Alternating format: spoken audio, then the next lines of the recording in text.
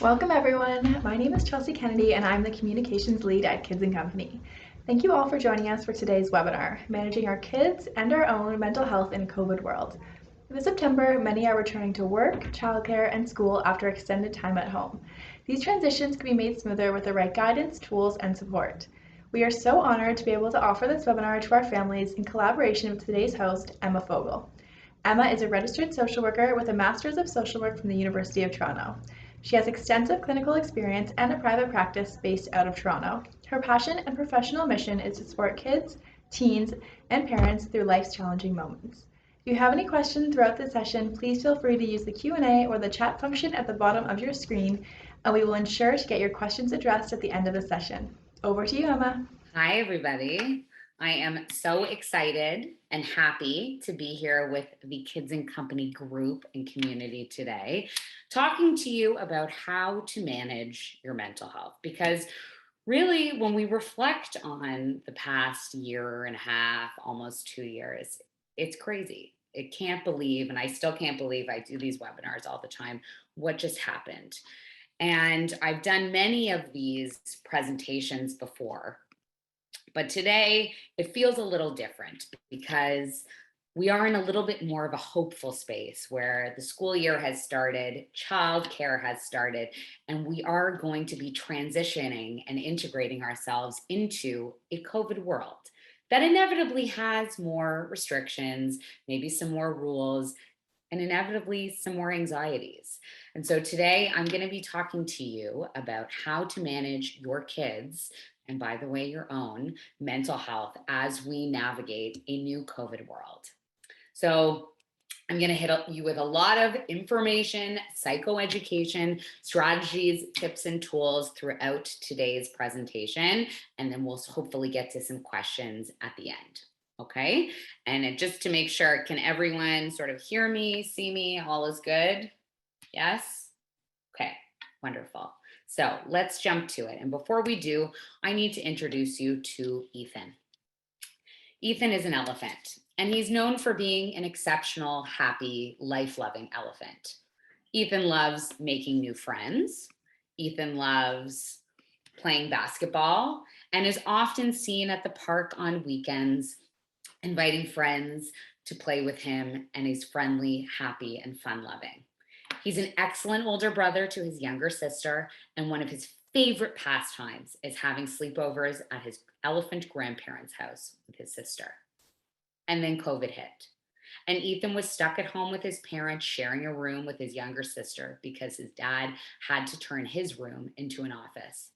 He didn't get to play basketball. He rarely saw his grandparents, friends, and spent most of the last year and a half at home with his immediate family.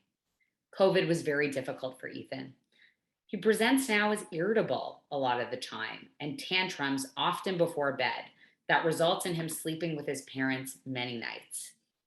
He gets nervous when he has to leave the house, and his personality seems to have shifted from a fun-loving, boisterous, outgoing elephant to one that's hesitant, reluctant to speak to people or go new places. He reports tummy aches often, and he's tearful a lot of the time. His appetite has changed, his sleep and schedule has changed, and sometimes it feels like his enthusiasm for life has changed. And Ethan has been my client for the past year. And I think it's important when we're talking about Ethan that we address the elephant in the room. And the elephant in the room is that so many of us are so excited, hopeful, optimistic that school and childcare and work opening, with many of us transitioning out into the world after a very long time of struggling and managing COVID, is that we're hopeful that this year is going to be wonderfully positive and productive for ourselves, for our families, for our children. But the reality of the situation, or the elephant in the room, is that kids and families have really been almost locked up in their homes without significant socialization, adequate stimulation, and stabilization for over a year. And for many children and for many kids altogether and families, school and childcare is a place of joy, a place to build memories, productivity, personal growth. But now, after a COVID world, school and childcare, the transition might be a little more difficult. And it will be different this year as we transition out of the house into the world. And there's never been a time in recent memory where pediatric mental health has been reported to be so low. So it's important for us as individuals that have kids, are working with kids, and around kids at all times, that we are prepared for the physical, emotional, cognitive safety of our children entering this new transitional period into a COVID world. And so that brings us to today. What are we going to be talking about? So as we reflect on the past year, what just happened? What are the statistics? What are we seeing in children to help sort of educate you and actually normalize what might be going on in your own home with your own kids? What has the pandemic sort of done or correlated with the mental health of our children and maybe ourselves? And I'm also going to talk to you about how to recognize distress or a stress response in your child, and when might the stress might require intervention. We're also going to talk about, as the world continues to reopen, what is going to happen. I'm going to talk to you about what is Sick Kids recommending as a very reputable source. And they've released quite a few studies that are stating what they support as we sort of continue to open into the world. And we're going to talk about what are some of the risks and rewards of reintegration into society during a pandemic. And then we're going to talk about, as we look into the future, how can we prepare? How can we prepare our children and our own mental health through this transitional period, back to school, back to childcare, back to work? So I'm going to give you a lot of psychoeducation about stress, resiliency building, and what we can be doing and not doing, and what we can be saying and not saying with regards to helping our children build resiliency and adaptability with regards to their mental health. Okay, here we go. So I wanted to just pull a couple of themes because I'm a pediatric social worker in private practice. And so every day I have children, adolescents, parents, families in my office or virtual office. And before the summer, before hopefully some of these families had some recreational camp supports, these were some of the things that I was hearing every single day from parents. And you might identify with some of these quotes, which are, "My child is afraid of everything and everyone. He won't even hug his grandparents anymore." Or, "My child has been co-sleeping with me for months because she has nightmares. She's scared to be alone. How will she be able to go to school or childcare? My child can't focus anymore. My child has behavioral outbursts. She tantrums. It's like she doesn't know how to be happy. My kid obsesses over things, what she's eating, what she's wearing, thoughts before bedtime, getting the virus." And then I hear this more often than not, that forget about my child for a second. I, as the parent, am having trouble sleeping. I'm worried about my children. I'm worried about how my family is going to adjust to COVID life with masks, restrictions, cohorting. These were things that I was hearing every single day. And I bring them up because they are consistent with what the research is reporting. And I just want to hit you with a couple statistics, because there was significant research that inevitably has come out of the COVID-19 pandemic that suggests that some of these themes and some that these parents are picking up on, that children were really struggling and parents were really struggling. It's consistent with the fact that obviously the findings show overall negative psychological effects on children as a result of these kids needing to be at home without a lot of supports other than who was living in the house.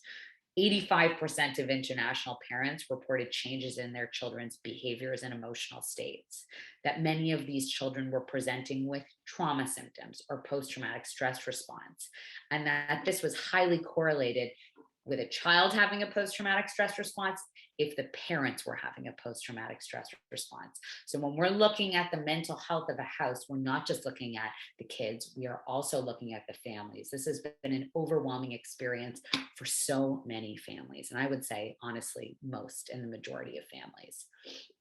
And to sort of take that further, The research was reporting that if a child or a parent was reporting a trauma response, that there was a 70 to 90% chance that the child also had a psychiatric comorbidity, which basically means that if a child was presenting with a trauma response as a result of the COVID-19 pandemic, there was a good chance that they were also presenting with some separation anxiety from beloved family members, some generalized anxiety, obsessive compulsive disorder, depressive symptoms, other mood symptoms, and learning disabilities such as attention deficit hyperactivity disorder. And that's not for me to say nor diagnose that this is happening in your children. It's just to give you the facts of this is really what the research is saying is coming out of the COVID-19 pandemic. And I want to help explain to you why that is. Why has pediatric mental health been so low? Why is the news having segments on this at all times?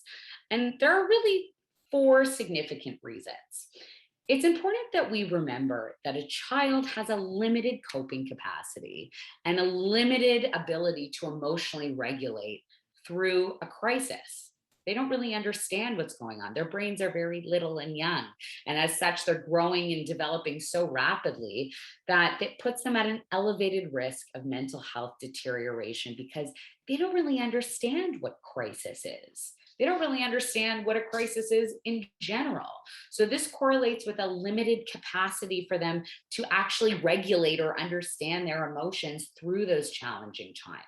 So that results with more severe feelings or more severe behaviors and reactions of distress, fear, hopelessness. I can't fall asleep. It often comes out in behaviors or physiological responses, especially if parents, as they should have been, right, were sending the messages to their children that we have to stay home because home is safe, or we have to wash our hands because that keeps us safe. We have to wear masks because it keeps us safe. These children have been taught that being at home with trusted family members is the safest place they can be. And now they're being told that integrating into the world is the safest place. It's difficult for a child to understand. What we also know for children especially, but really all people, is that a healthy socio-emotional development correlates with connectivity with others, being with friends, trusted teachers, trusted coaches, people outside of the house. It helps us develop our socio-emotional development. And that without so many of these people in these children's lives for the last year and a bit, including, remember, Ethan's grandparents, the physical distancing, quarantining, and isolation has led to prolonged feelings of loneliness, grief, and anticipatory social anxiety, which I imagine many of your children are experiencing as they transition back to school and childcare. Number 3, stigmatization. Stigmatization as a result of the COVID-19 pandemic is bigger than ever. There's a good chance that many of the people in the audience today had children that were in childcare or school last year. And as a result, there were likely exposures where classes would be sent home, or families would be sent home, or siblings would be sent home. And the messaging that was received from the parents sort of trickling down to the children about various home safety practices or distancing practices, that has also affected why pediatric mental health is so severe. There's been a lot of anxiety and stress about the messaging of who's being safe, how they're being safe, etc. And then finally, and this is a topic all on its own, is that due to the nature of lack of structure, lack of extracurriculars, lack of activity, there's been a significant increase in screen time within families. More news consumption, social media consumption, gaming. I know many, many children, YouTube has been their best friend over the past year plus. And so as a result, there's sort of increased anxiety. Social media has led to misinformation, negative self-esteem, poor self-worth, and just overall, these children are feeling a little lower because they haven't had as much stimulation. So this is really why the research is reporting why pediatric mental health is so low. And I wanted to actually sort of point out some specific symptoms that in the event that you're noticing that your child maybe like Ethan the elephant is not themselves, This is why. This is what you can be looking out for. So when we're talking about children, we know that the brain develops until the age of 25. And so if you have a younger child, their symptom of stress or their expression of stress is going to be largely behavioral or physiological, because they don't have the cognitive or verbal ability to go, Mom, I'm feeling very overwhelmed that you have said that should stay home and now we have to go to school and I'm very scared. No, they're going to present in behaviors, or they're going to tell you my tummy hurts, or I can't fall asleep, or my throat hurts. They might be acting out. You might be experiencing or have experienced lots of siblings fighting, or quick mood swings where your child quickly oscillates from where they're seemingly placated and okay and relaxed to angry, irritable, upset, frustrated. Something that I had noticed significantly throughout the COVID-19 pandemic and working with children is that children have developed performance rituals, routines that can actually help them sort of feel safe, like arranging their toys just so, or making sure that they're washing their hands quite often. These are all symptoms that your child is telling you that they are very stressed.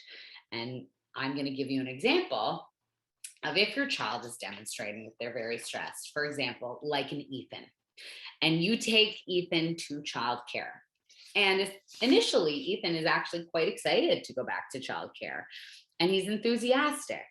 But the night before he goes, he's having trouble sleeping.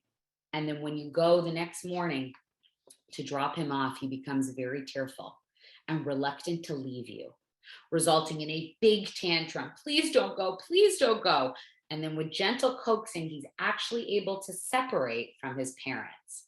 But when you sort of fall back, you notice that Ethan is reluctant to integrate into activities or free play at childcare. But ultimately, you decide to leave, you go to work, and then at the end of the day, you return and the staff share with you that Ethan had trouble eating today and that Ethan wanted to go to the bathroom often. And at recess, which is very out of character, Ethan actually became a little aggressive with some of the friends playing basketball. So that would demonstrate that Ethan has a multitude of the symptoms indicating that he might be very stressed. And the reason that this slide says toxic stress is because there is a big significant difference between an experience of positive stress, which we'll get to later in the webinar, and toxic stress. Toxic stress feels prolonged. It's if Ethan demonstrates the following symptoms over a period of 2+ weeks at school or childcare, that he's struggling to adjust, to become flexible and integrate back into the environment that is safe, is trusted. So, and if that is the case where he is struggling to adjust, then he would benefit from a check-in frequently with a trusted staff member at childcare or school.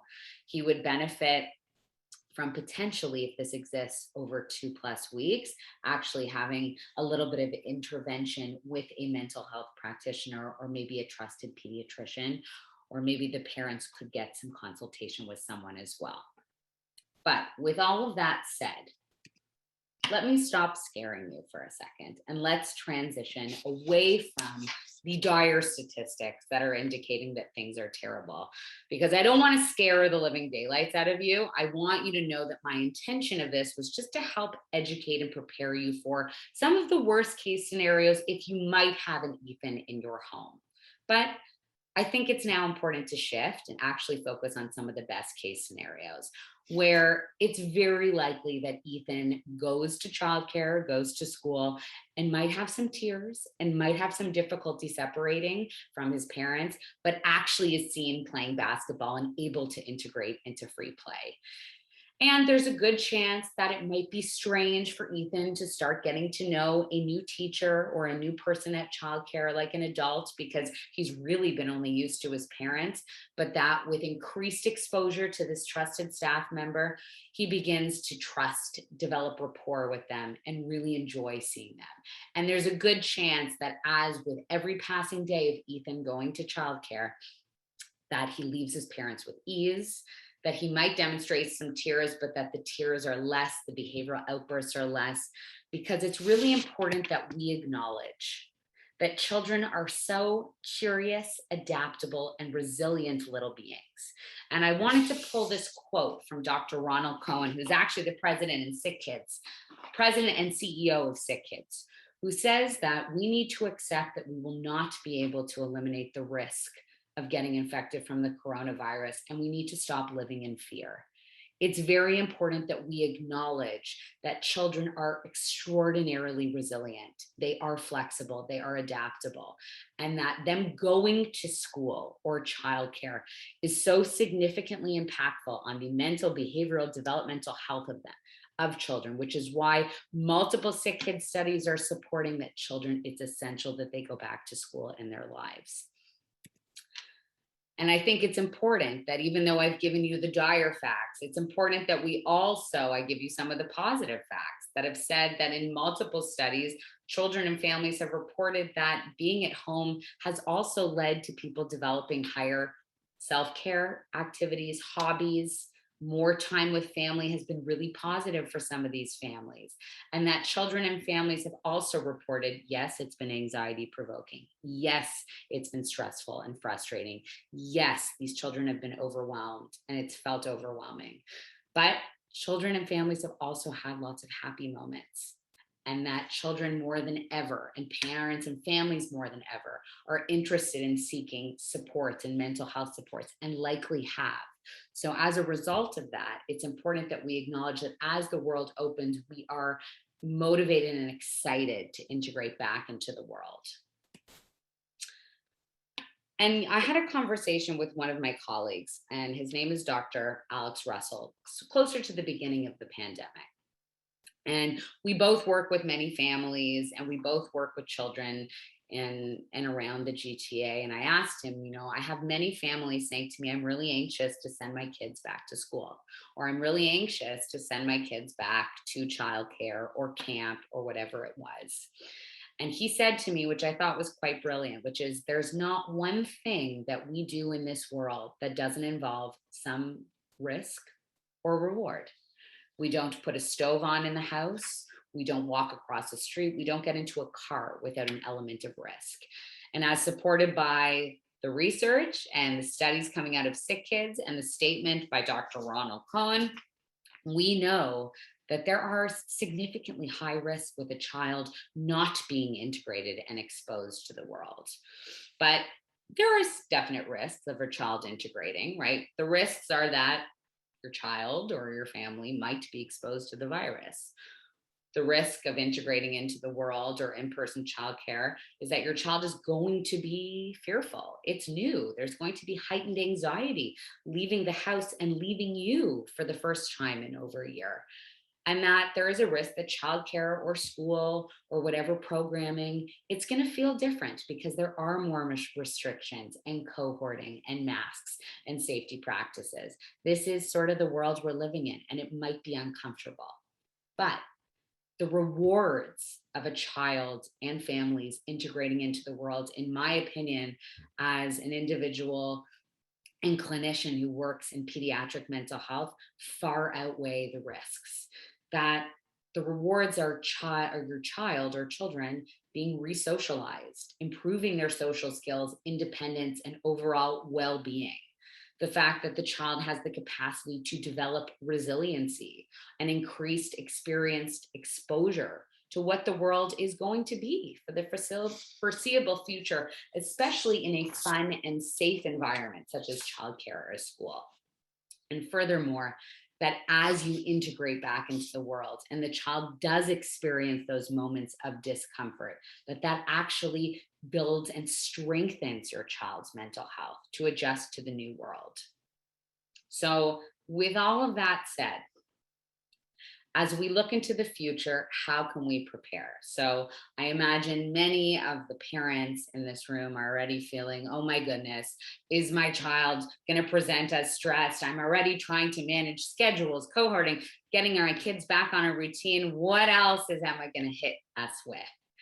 And really, what I want to do right now is I'm actually going to educate you on something that I think is one of the most important conversations that I have with my clients and the families that I work with every day, which is I don't know about you, but I think throughout the COVID-19 pandemic, the secret that's come out is that mental health is actually the great equalizer.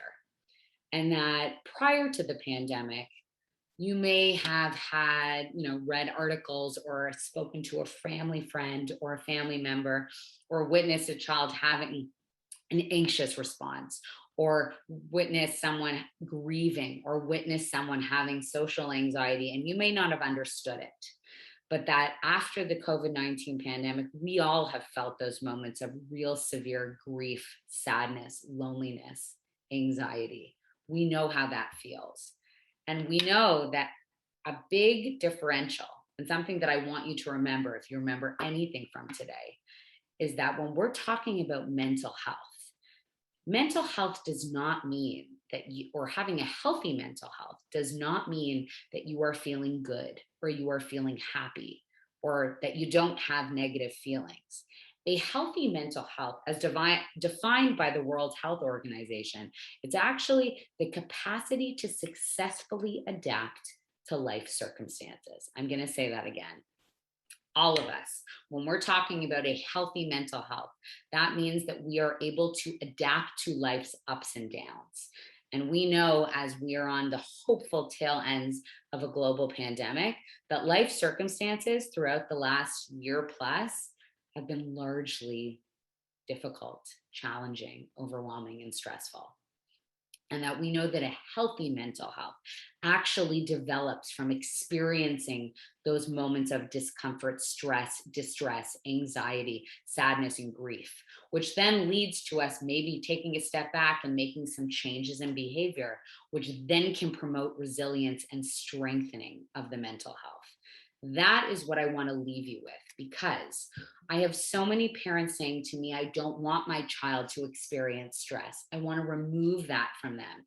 And that going to childcare or going to school is going to overwhelm them. They've been with me and really just me for so long. And this is what I want to leave you with. There is a difference between a child experiencing a positive experience of stress, such as having a sleepover at a grandparent's house that you know is a safe and trusted and enjoyable environment. The same thing with dropping your child off at childcare. That is a positive, stressful experience where you are saying, as the parent, this is a happy, healthy, safe environment that I trust to leave you here. And as the parent, it's really important that you model that stressful experience is something that you support and believe in. And as such, that experience of stress that will be uncomfortable for your child, it may induce some tears. What that daily stressful experience will do is it will actually promote problem solving, emotional regulation, your child learning how to cope through that distress without you. Then let's say, as an Ethan the elephant continues to go back to childcare every day, with each passing day, he actually becomes a little more confident that he knows how to separate from his parents, then feeling a sense of true accomplishment, pride, and happiness that he actually made it through that really hard transitional period. So the biggest piece that I really want to leave you with is as a way to help you manage your mental health is to think about stress differently. It's not something that we should be avoiding. It's actually something that we should be promoting in controlled, safe, positive experiences, like dropping your child off at school or childcare. So Emma wants us to experience stress. Emma wants our children to be stressed. So we're going to start off by me sort of explaining to you what I don't want you to be doing in response to stressful experiences, like this transition back into the world. And then I'm going to talk to you about some ways that I do want you to manage the stress and have conversations about it. So let's start off with what I don't want you to do, which is avoid. And Lynn Lyons, who is a pediatric social worker, she's based out of the States, she actually calls avoidance to anxiety is actually doing the disorder. It's promoting the anxiety. And an example, I'm going to explain this to you, is that let's say Ethan the elephant is your child and he has a very difficult transition back to childcare. He is overwhelmed, very tearful, big emotions when you're trying to drop him off. And the way that you respond in the first couple of days of childcare is, okay, Ethan, I'm just going to take you home. And what you're doing is you're actually avoiding the stressful experience. What that does in Ethan's very young, very malleable brain is it creates a connection, a neural connection that suggests school equals dangerous. You've created the connection. You've created the anxious response. And what happens is the next time Ethan encounters a stressful response where the tummy aches start coming, the heart starts beating, and he inevitably has to go back to childcare, is that anxious connection already exists and the response will be larger. The behaviors will be more intense. The panic will escalate.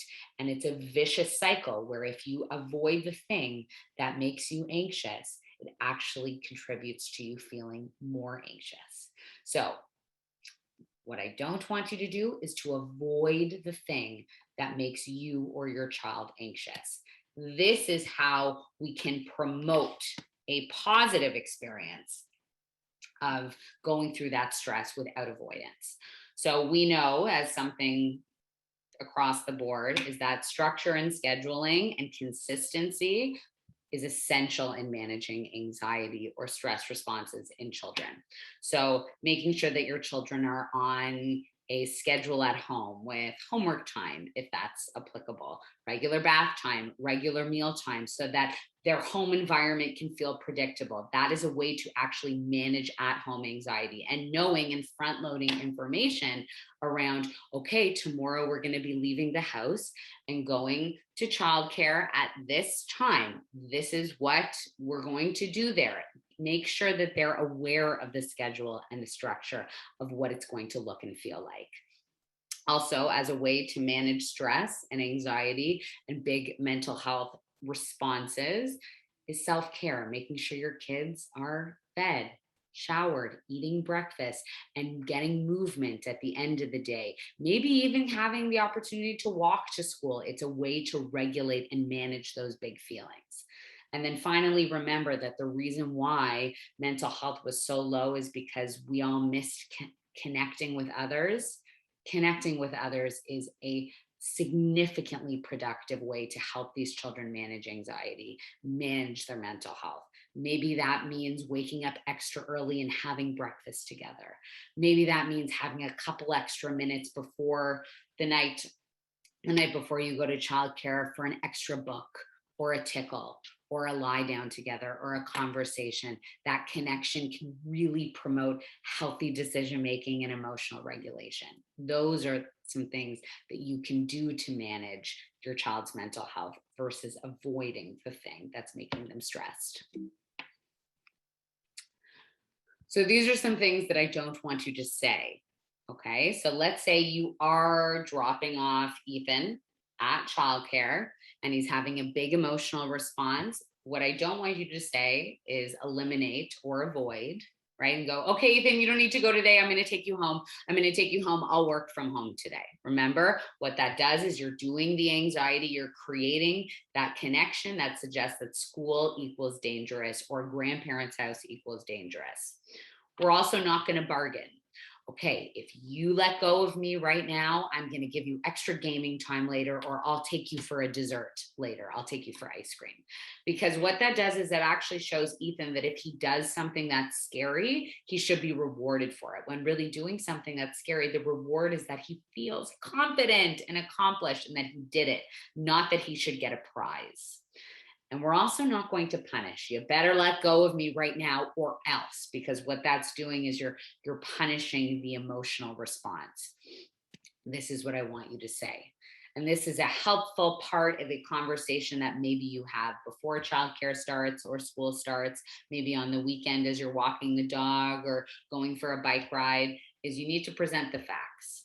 Right? The facts are that the transition to school is going to feel stressful and weird and challenging, but that Your parents, they trust the adults at childcare or school, that they're there, the teachers are there to support you, that you're going to have fun, and that it's going to be safe. Otherwise, why would we be dropping you off there? We would never send you anywhere that wasn't safe.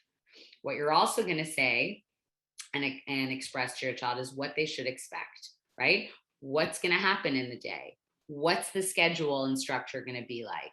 What will they be playing there? Who will be there? And how they might feel. What would their tummy feel like, let's say, when mom has to leave? Or what is their chest going to feel like? What can they do when they feel overwhelmed or stressed? And that's when you introduce how they can protect themselves. Let's say they get nervous about the virus. How can they be safe? And what are the safety practices? What are some coping strategies that they can activate? Who can they talk to? And this is when you can start to introduce some actual concrete coping strategies that, let's say, Ethan, if you go to school tomorrow and you're feeling really nervous because you're about to separate from me, this is something we can do together. Breathe. Right? We know the way that sort of I always talk about breathing is, yes, it's helpful. It slows us down. It's Zen, but really as something that I want you to know as parents or adults is that when you are feeling overwhelmed, stressed, and anxious, what's happening is the amygdala, the fear center in your brain, it's overfiring, which is resulting in the blood throughout your body circulating, because the fear response is activated to certain areas of your body, like your lungs, like your stomach, like your heart, which is why for some people, when they feel stressed and overwhelmed, you feel sick.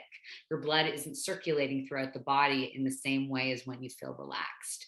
So breathing, what it actually does is it introduces oxygen back into your body to regulate a slower pace of blood flow throughout the body so that you feel calmer.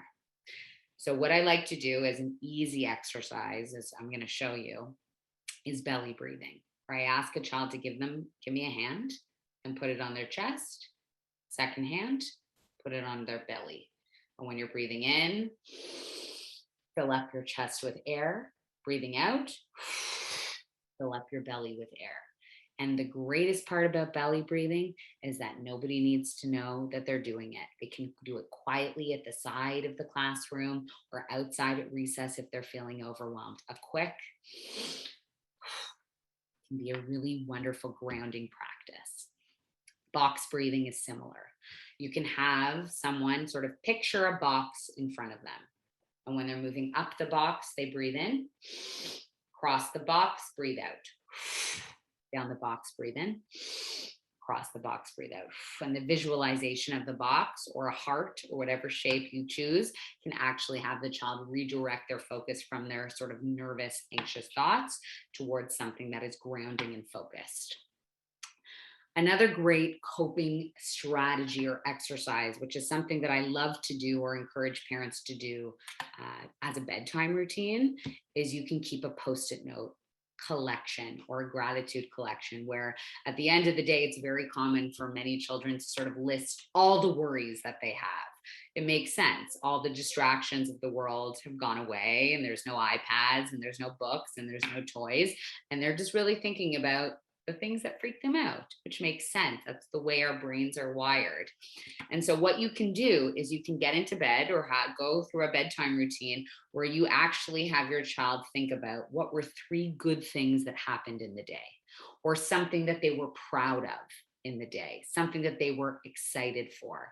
And you can keep that Post-it note collection on the back of the door in your child's room or beside their bed so that you have a collection of positivity, that if your child is having trouble falling asleep or they're feeling overwhelmed the next day, you actually can tell them to refer to the door or the collection of Post-it notes to improve their confidence and empowerment in actually going to school or childcare the next day.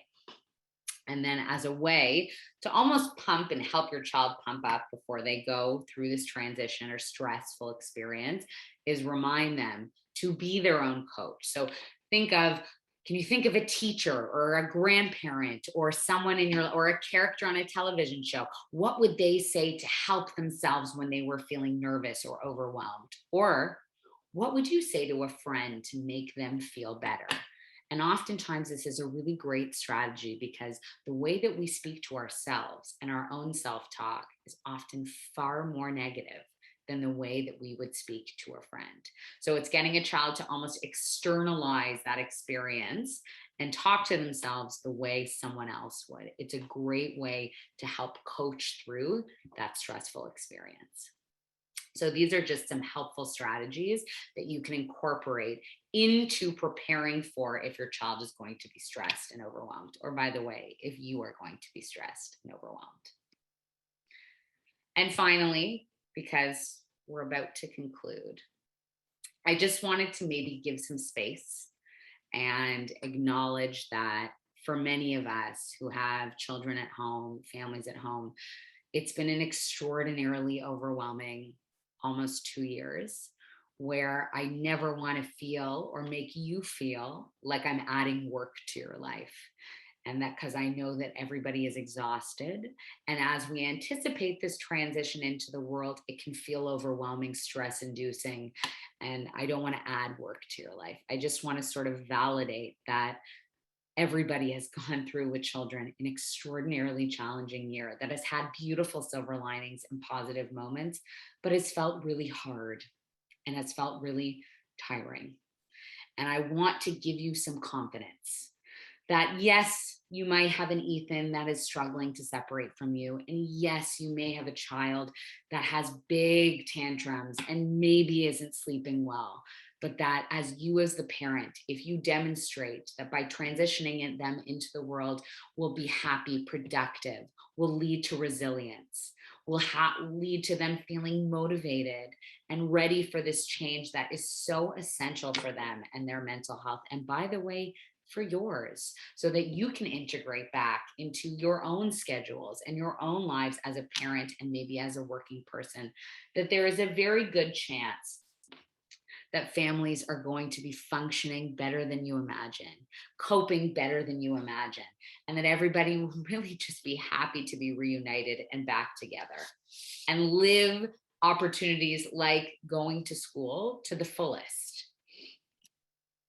And so to conclude, because I know I threw a lot of information at you, I want to wish you good luck. I think everybody's going to be wonderful, and I hope that you all manage this transition very well. Thank you.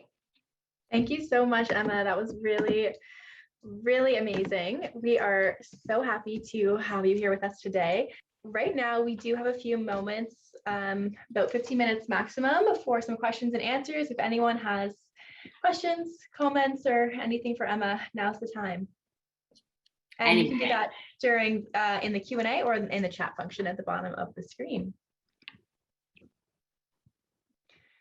We'll give them a few moments. And as I mentioned earlier, I will be sending a follow-up after the session that will include all of Emma's information as well as some follow-up resources and her offer for our families, which is a 20-minute free consultation for anyone who's looking for support at this time. All right, so I think I saw someone raise their hand, but no actual question. So if you have a question, please, oh, here we go. I'm getting some now. Okay. All right, so we have from Jennifer. She says, that was a great presentation. Good reminders for sure. Self-kindness goes a long way. And we also have some comments in the chat. Let's see if there's any questions. All right. It's hard to get kids dressed when they don't want to go to school. It's no fun to force them. No, it's very true. And forcing, I mean, I think that's why the routine structure and front loading piece is so important. And remembering that you as the parent, right? If you model that this is almost something that it's non-negotiable and it's something that you believe school or childcare is going to be fun, enjoyable, that's really what the children need to hear and see, the reinforcement that this is something that we believe in as your parents. And then hopefully throughout time, what you're going to do is almost redefine the power dynamic a little bit so that your child will learn with consistent messaging that they got to get dressed in the morning. They've got to eat their breakfast in the morning, right? That's great advice. We also have a question from Melanie here. She says, what advice would you give for kids who struggled with online school and are worried about being behind? Oh, that is an excellent question. And it's something that I actually am hearing in my practice all the time. So this is sort of what I remind those children. I wouldn't say that any person who participated in online school felt confident or engaged. And what I would do is I would say, have you spoken to any of your friends? Did any of them enjoy online school? No. Did any of them feel like they learned anything? Probably not. So to remind them that everybody is going back to school feeling the same, feeling at the same level, that it's not just them, right? And encourage them that if they're going to school or if they see someone in the park or in the neighborhood, to say, how do you feel about going back to school, so that you can actually help them and support your messaging that everybody is feeling just as nervous and doing this together. That sense of community and camaraderie will help. All right, amazing. So Jill said this comment here, building on the online school question, my kids were in virtual school all last year and now in person, but all their friends were in person and my kids are now feeling left out / left behind in friendships. Any tips on reintegrating socially? Great question. So I think what's important, what I'm doing with many of those clients, is actually just going back to basics and sort of going, how do you start a conversation with someone? What are some things you can do with your face? What are some topics you can talk about? What show did you watch? What games do you play? What did you do this summer? So that your kids can almost have 3 conversation topics in their back pocket ready to go. Or sending your child to school with a ball, sending your child to school with something that they can play with another person at recess is also something helpful as a strategy that you can get your kids feeling a little more confident as well. And then maybe if you feel like this is safe and okay, setting up a play date or an outdoor play date on the weekend, so that your child feels like they have a bit of a buddy and someone that they can almost use for peer support. That might be helpful as well. Very helpful, thank you. So we have a question from Ashley here. How do you tell the difference between a regular tantrum versus a stress response? Are they stressed or are they just angry because they're being asked to do something? Good question, and not such a simple answer. So, oftentimes tantrums and stress responses are the same thing. It's a child demonstrating to you that they're feeling out of control and don't have the capacity, tools, strategies, regulatory ability to manage their emotions. The biggest key when we're sort of talking about a toxic stress response versus a positive stress response, which in a child is going to look like a tantrum, is that if this stress response is occurring over and over and over about the same situation. So if a child is having a tantrum every single night about brushing teeth, that suggests that the child is having difficulty integrating, becoming flexible, and adapting to something that is asked of them. That's something that I would sort of require a little bit more intervention, whether it's coming from a top-down parents, sort of how can we sort of take more control of this situation? I hope that I answered your question, that tantrums are stress responses for children, but it's about the frequency of the tantrum and why it's happening to which situation. That's what would be indicated as more of a toxic stress response. That makes sense? Okay, thank you. So we have a question from Stephanie here. She says, you talked about siblings fighting. When is that just normal behavior and when is it problematic? I think it's quite normal, especially given the fact that many families have only had each other to play with for a long period of time. I would say that if your siblings are fighting to the point where they're wanting to hurt another person and there's no resolve, see, the big thing about familial conflict is that there needs to be some resolve, right? Whether that's having a conversation or coming back together at the end of the day and going for a bike ride or being able to sort of read a book together. That's what I would say would be healthier managed, normal familial conflict. If there's no resolve and you're watching the siblings maybe build on anger and resentment and drift away from each other to the point where they are hurting each other and the anger isn't dissolving, that would be considered something that would be more challenging or would require intervention. Okay, great. Good point there. So I have a message from Claudine. She says, our daughter is 7 and perfectly fine with others, but when she's home with us, unless she has a screen in her face, anything we ask her to do is met with huge resistance and eye rolls, and ends up in a fight often. What should I do in these situations? Previously, she's hardly watched TV, but she's also developed big sensor issues around clothing, brushing teeth, washing hands, etc., and now needs screen time to do these things. The one thing I just want to jump in and say is she doesn't need screen time to do these things. And I want to remind you that you are the parent, right? And it's important that through these challenging transitions and stressful times, that it's important that you and your partner really redefine yourself as the parent. And what that means is sometimes if your child is having a stress response that results in an eye roll, which is sort of disrespectful to the parents, right? Or results in combative nature to the parents, that might be deserving of a reinforcement, a negative reinforcement, potentially removal of a screen, so that the child actually digests that the way they're behaving is not serving them and is not serving the family dynamic.